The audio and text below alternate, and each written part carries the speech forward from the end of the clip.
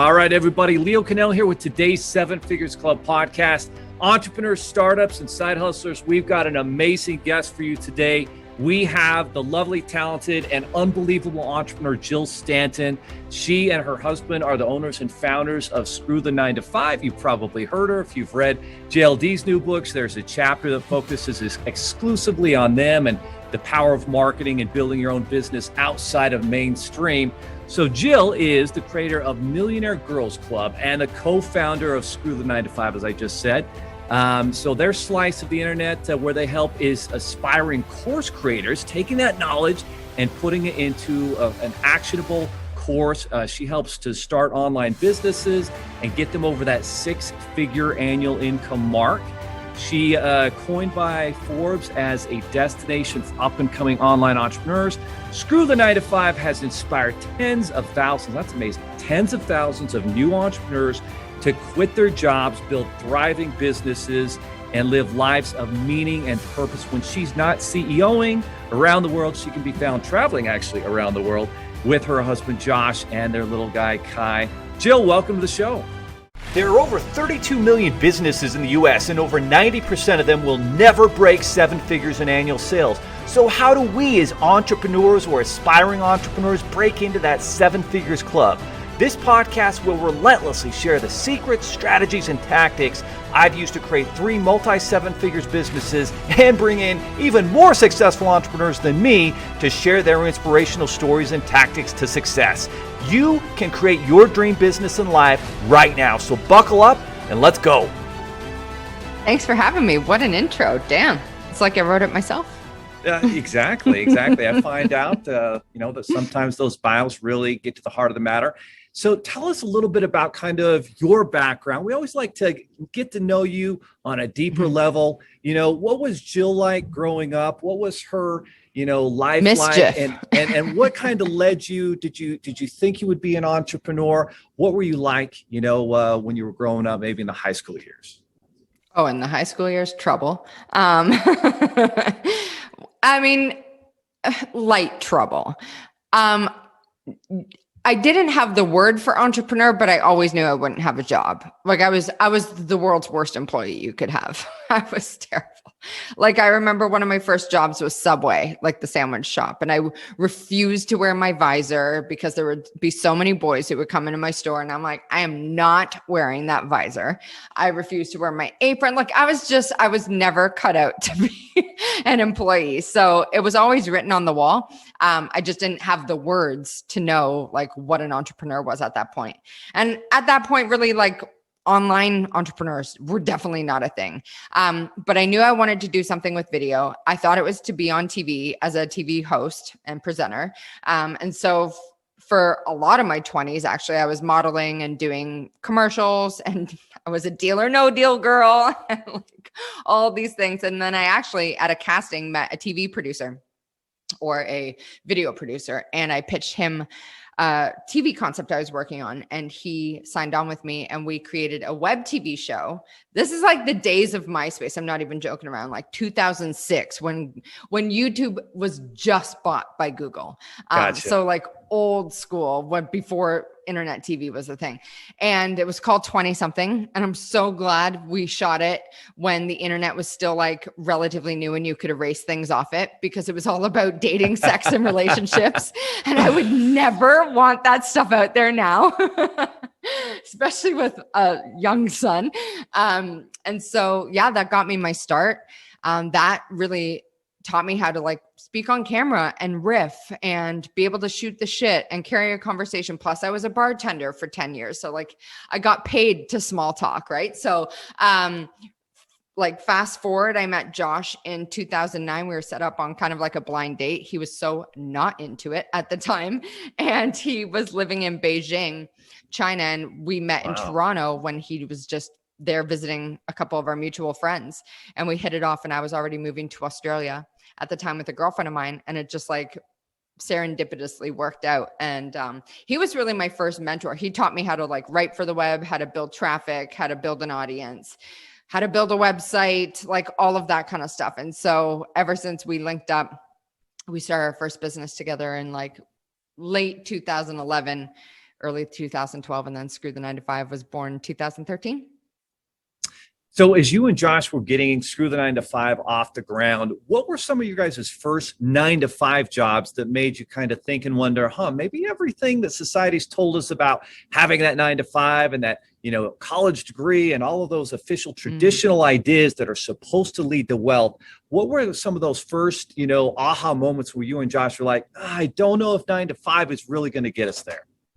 Yeah. So it's funny because both of us have never had a 9 to 5 job. So it's ironic we run Screw the 9 to 5. So it might have been Subway perfect. Yeah. It was I would Subway. say that my bartending job, right? It was a different kind of 9 to 5, Yeah. 9 p.m. to 5 yeah. a.m. And I was still working for someone else. And yes, it was different because, you're making tips and I was making big money and it was easy breezy. You still had a life. But I always hated answering to someone. And same with Josh. Like he started building his first business at the age of 21, or maybe 20. He wrote an ebook on how to train goldfish. And that was his first ever venture. And this is like the days when ebooks were all the rage. But we both just knew, like we both really struggle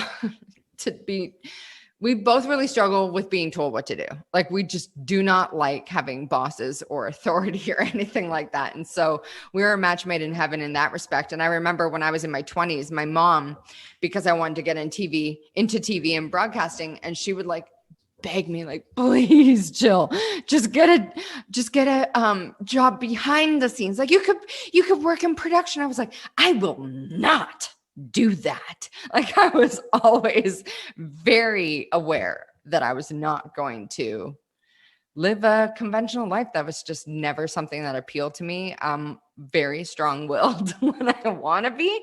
And if there's something I don't want to do, there ain't no effing chance I'm doing it. So it was set in the stars that I was going to be an entrepreneur. Amen. So decided you guys were going to be entrepreneurs from a young age, had a problem with authority. I understand that perfectly well. I talk to my kids about it all the time, how, it's great to think outside of the box to find those solutions. Mm-hmm. So as you guys what was your first, jump into entrepreneurship? What was kind of your first, attempt at starting a business yourself? Well, I would venture to say that my web TV show, 20 something, was my first attempt. It made no money. Well, that's a lie. I ran a live event for a breast cancer foundation back in Toronto. This is how cheeky I was. It was called Breast Obsessed. And it raised money. And I think we were out like maybe $1,000. So that was like pretty good. It made like 30 grand. And it got like media coverage. And I was on like, Entertainment Tonight Canada. It was like a big milestone for me in my 20s back in the day. And so that was really my first attempt. And then my second was I did another web TV show, Australian web TV travel show. And we got like a bunch of tourism boards to sponsor us. And we got a travel van sponsored and like all these different accommodations and tours. So that was like my next baby step. And then from there, I started a social media management business for bars and restaurants in the Gold Coast, just based on what I had learned and what I knew after working in hospitality from the age of 15. Like I worked at coffee shops and Subway, and I was a bartender and a waitress and all that kind of stuff. So I took what I knew there and I packaged it into an offer before I really even knew that I was packaging things into offers. And I actually pitched my bar owner. He was like doing random commercials in the like local classifieds. And I was like, what if I could get you people in the door through social media? And he was like, I'd be down for that. And so I pitched him. He had 3 venues and I pitched him to manage all of them for $5,000. And he said, yes. And I was like, I am rich. I am so rich right now. And then he said, yes. And I was like, by the way, I quit bartending. I'm just going to do this now. And that was my first foray into like actually having a profitable business. And then from there, I brought that to New Zealand and then back to Canada. And then I got real burnt out trading time for money. And like I had about like 9 tiny bosses because I had so many clients. And then I was watching Josh, like he had a software company at this time and he was doing product launches and I would watch him make all this money. And he was like really not working that many hours. And I was like, what the F am I doing wrong here? Like, how's this guy making so much money? And I'm sitting here like tweeting all effing day and, making $5,000 a month or whatever it was at the time. And so that was our first, like, what if we did something together? And we started our first business together. It was a skincare affiliate site. And I remember when Josh first asked me, like, do you want to start a business together? I was like, yeah. And he's like, sweet, I think we should start an affiliate site. And I was like, absolutely. And he's like, and then I was like, so what's an affiliate site though? And that's really where it started. We built that up to like 30 different websites. And then from there started Screw the 9 to 5.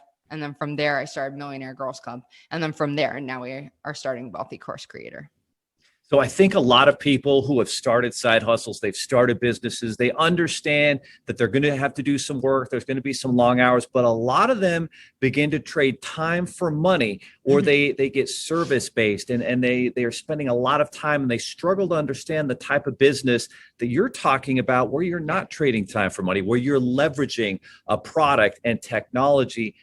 What is it people need to know, and how can they learn from you to make that transition? Because so many, I mean, maybe 50, 60% never actually make that transition, and they trade the 9 to 5 for the 9 to 9. 9 to 9. and they're not getting ahead. Yes, maybe they're even making good money, but the lifestyle really struggles.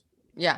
And I think in the beginning, like straight up, I think selling your time is a great way to get started, because now you know how to make money yourself, right? You're starting to master that skill. You're starting to pitch clients. You're starting to learn how to work with clients, how to spot, problem clients, all of that kind of stuff, raise your prices, manage money, manage team, all of that kind of stuff. So in the beginning, I think it's a great idea. And especially whether it's done for you services or coaching, I think it's such a great way to get your feet wet and get in the ring.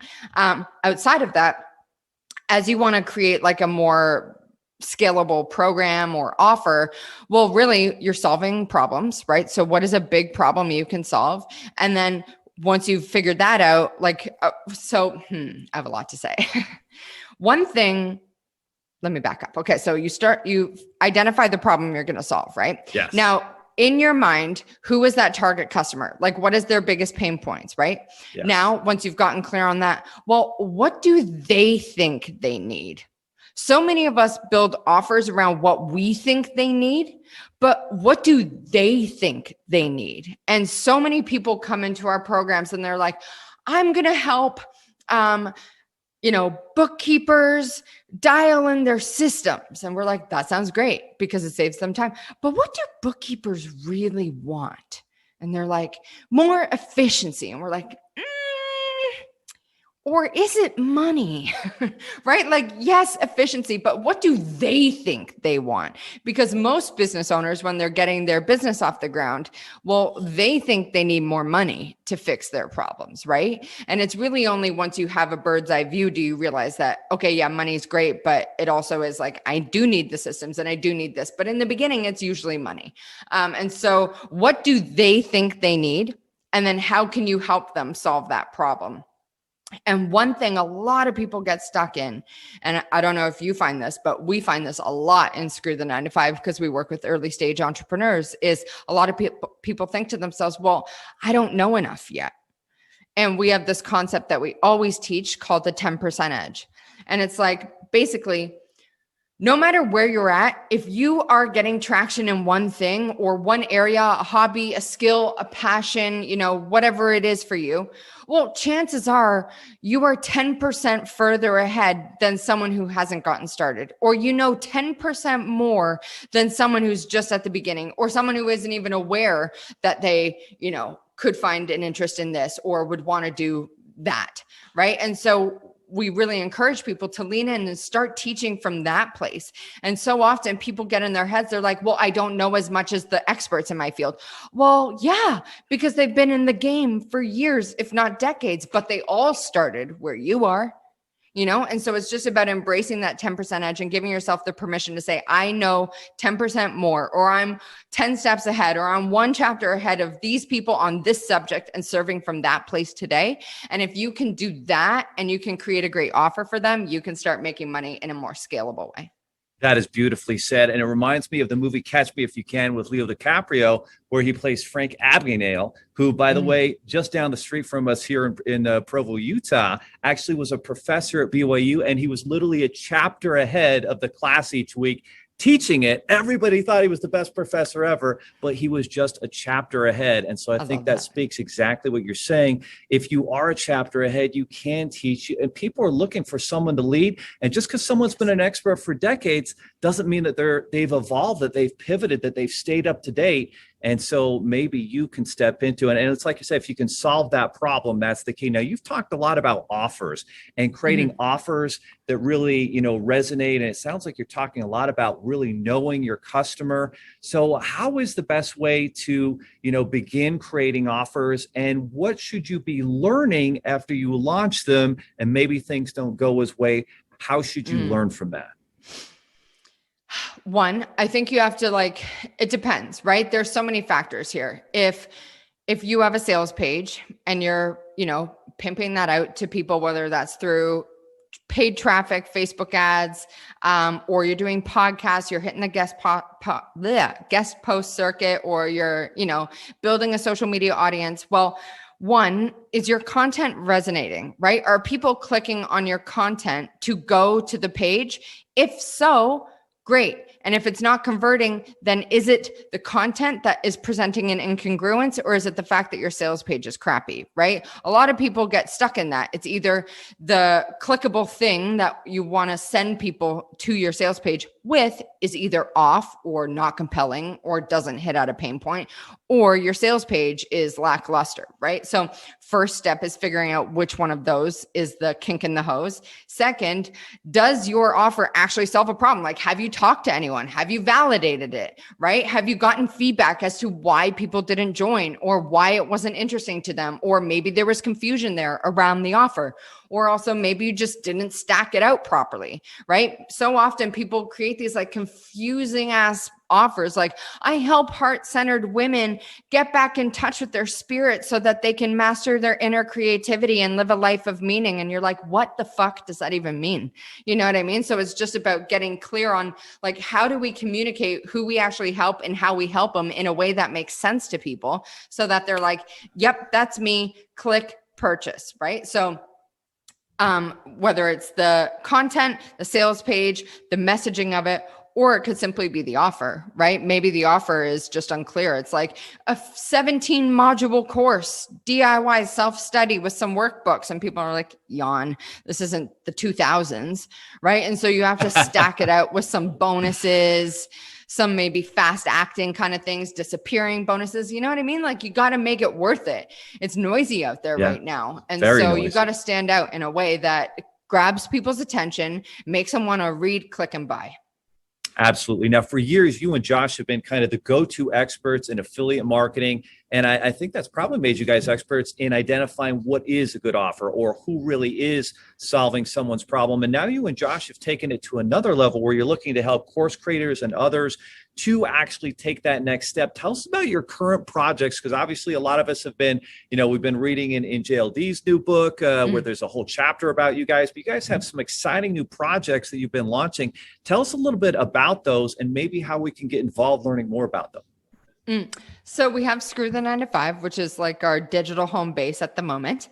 And that is where we host. So we have a program that's only $37. It's called Course Creators Funnel, and it helps early stage entrepreneurs, course creators, or coaches create an intro offer. So a way to, how many times have we all heard just build an audience and people will buy, or just build an audience and you'll be successful, as if email subscribers and social media followers pay your bills, right? It's not true. What we say is, forget all of that. Start building an audience of customers. And the way you do that is by having an intro offer. So something that is low cost, under $50 that people can buy. It's a no-brainer and it's fully stacked out. So that is one of the best ways. When we're talking about offer stacking and really making a compelling offer, that's the 3-part workshop that is $37 in Course Creators Funnel. And Josh really goes into that. And it's really just about what is one micro problem I can solve? How do I create that, or how do I solve it? And then how do I stack it out with bonuses to make it so damn irresistible people will feel stupid for saying no to it? And that'll allow you to build an audience of customers. And then from there, you can upgrade them into a more signature program, which is what we do inside our accelerator. So we help people not only like create their signature programs, but mostly launch them so that they can make money. Because an offer is great, but if you don't know how to sell it, what's the point? No question. So you've got to have that great entry offer that gets them in the game, that gets them into your world, your audience, and that product's got to be good. It's got to be high quality. Mm-hmm. Then if you're a coach and a creator, how do you know what the next step should be and maybe where that price point should be? So for example, using ours as an example, or let me try and think of someone else's that comes to mind. Okay, perfect example. Serena, one of our like stars in Screw the 9 to 5. She teaches accountants how to build an accounting business, right? And her intro offer is like how to master discovery calls, because that is a big pain point that her audience was telling her, right? Like, I don't really know how to get new clients. I don't know how to close them on the phone. I don't know how to do discovery calls. I feel salesy. I don't want to look desperate. I don't want to seem pushy. And so she created a like this badass course with all these bonuses, scripts and templates and all of that kind of stuff. She sells it for $37. And then from there, she launches her bookkeeper's business accelerator, I think is what it's called. And that is a $1,500 offer. And it's a more of a holistic program that helps bookkeepers I'm getting confused. Yeah. Bookkeepers and accountants, start their business, grow it, get more clients so that they can hit 6 figures. So it's just about like, what is one micro problem that that person is having that would make your signature program a no-brainer to them? So for us, with Course Creators Funnel, it's like, well, let's build an audience of customers. Let's help you create your first intro course that you can sell for sub $50. And then once you've done that, well, let's create a signature program that you can sell for a minimum of $1,000. Does that make sense? It so does. The intro program is like the first step, and the signature program is like the big issue they have or the big problem they have.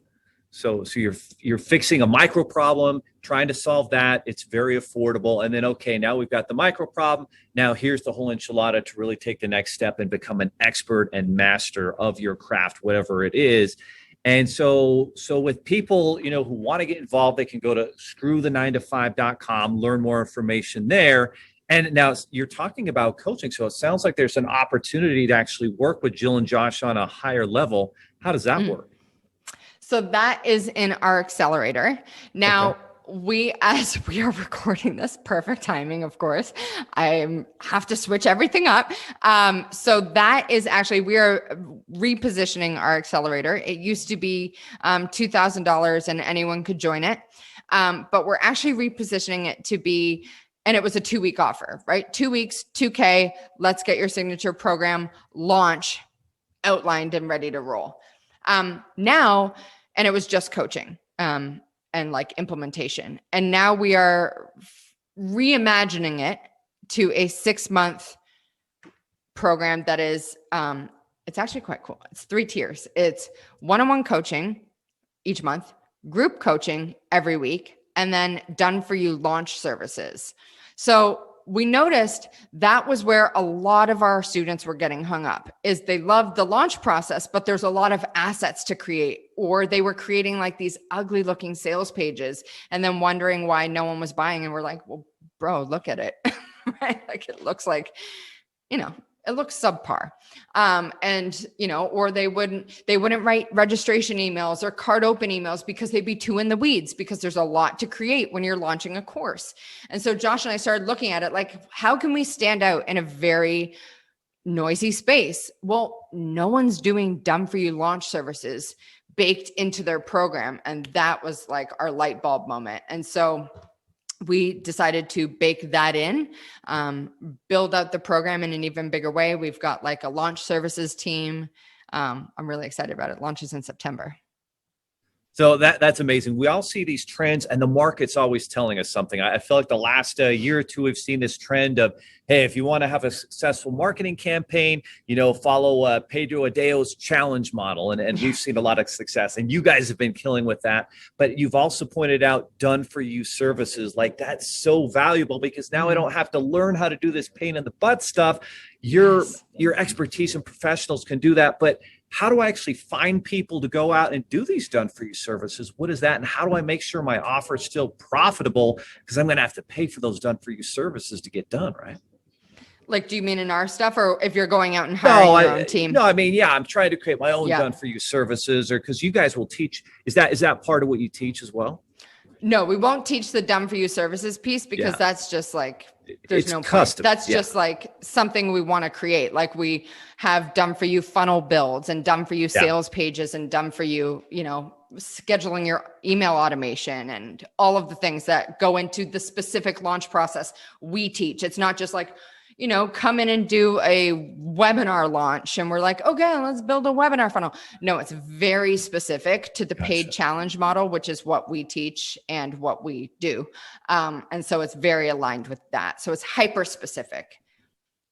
Outstanding. Perfect. Now, obviously, you're focused on helping a lot of women to grow and build entrepreneurial, startups and side hustles and that type of thing. What are some of the challenges and pain points that you specifically help them to overcome so that they can take that step into freedom?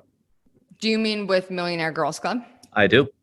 Those women have it figured out. They're already at the $1 million mark. So what I do with that is it's luxury. But what about all the retreats. women are not at the $1 million mark? How do they get they'll there? come in through screw the 9 to 5. Okay. So screw the 9 to 5. Perfect. I wasn't going to compete with something I already have, right? So Millionaire Girls Club is luxury retreats for women at the $1 million mark. And that's because I believe, or I've witnessed, or I've experienced, when you get to that level, your circle is smaller. You're a bit more curated in who you surround yourself with. You don't want to participate in like just lower level conversations. You value experiences and luxury. And typically you don't always have the time to go book that out for yourself and like go, gallivanting around the world. And so this is beautiful because it's only $1 million plus. And it's funny because, most of the women coming in are like 8 figures plus. So I'm like, oh shit, this is cool.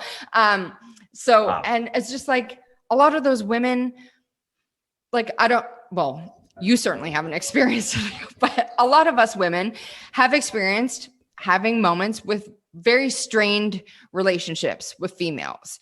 There is a lot of like sister wounds in our experience, or mother wounds and stuff like that. And so a lot of these women who get to a certain level, not all the chicks who they were friends with from university or high school or their old jobs really get the sacrifices that they're having to make to build these big businesses and make a real dent in the world. And so I'm creating experiences, luxury retreats for women who match their future, and women who get it, and women who value the same things and who are high vibe, supportive, and generous. So I'm really excited about that because that's been growing faster than I ever expected, which is really cool. But again, hitting a need, right? Like I wanted that, but I have never met another chick who hosts like really high-end retreats for just $1 million women. I've been to high-end retreats where there's like loads of fascinating people in the room. Like, for example, Mastermind Talks by Jason Gaynard is one of the best events I've ever been to, and hands down the inspiration for this idea. But it's 80% guys, right? And so you're like weeding through the 20% of the women there to figure out like, who do I vibe with? And so I wanted to cut out all of that, sorry fellas, and just go straight to creating experiences for women. I love it. So you and Josh have become well known, I think, for kind of creating a lifestyle entrepreneur type business. And for a lot of us, especially at the beginning, like you said, sometimes we have to get started with full service. Sometimes we got to do the one-on-one coaching because that's how we can take the next step. Yeah. But then as we do take that next step and we try to build a team, like what are some of those keys to actually being able to create a lifestyle or even a business where you can, live in the Caribbean like you and Josh did? Yeah. One, focus on the things that move the needle, right? Like cut all the things that don't move the needle. I'm a big believer in that. Like you really have to identify the channels that work for you. I really like Instagram, it's not a needle mover for us.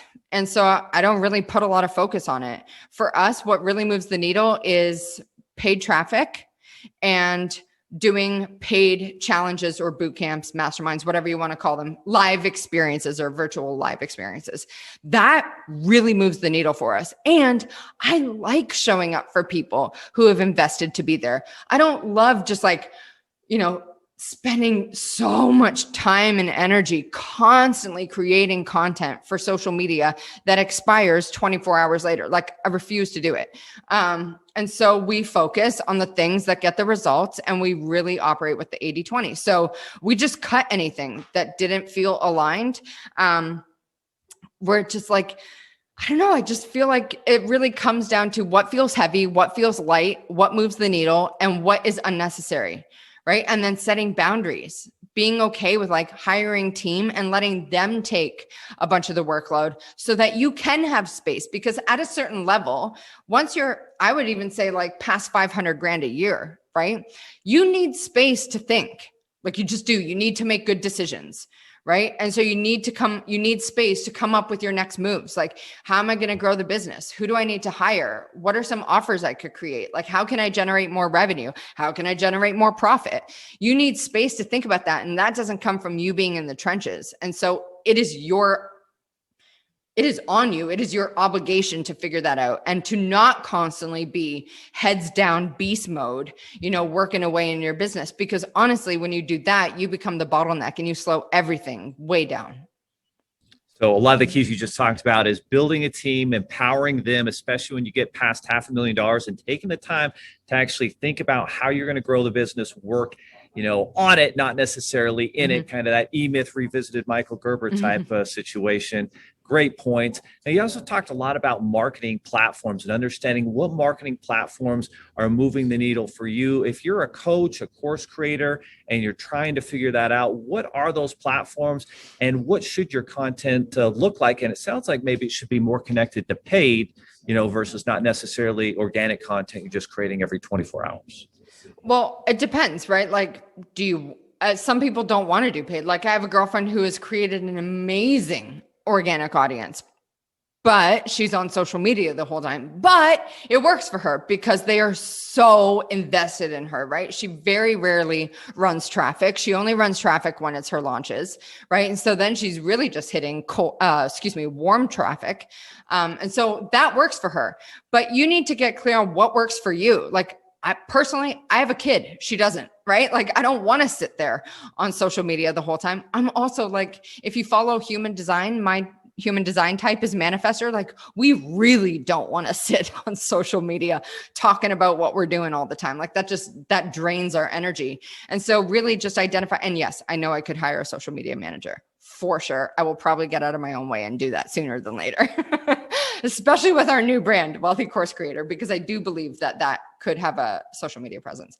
But I like things that are like not expiring. Like, I really love the idea. One thing that Josh and I are doing for Wealthy Course Creators, we're doing a live show, and we're streaming it to YouTube, and we're streaming it to Facebook and anywhere else that'll let us stream.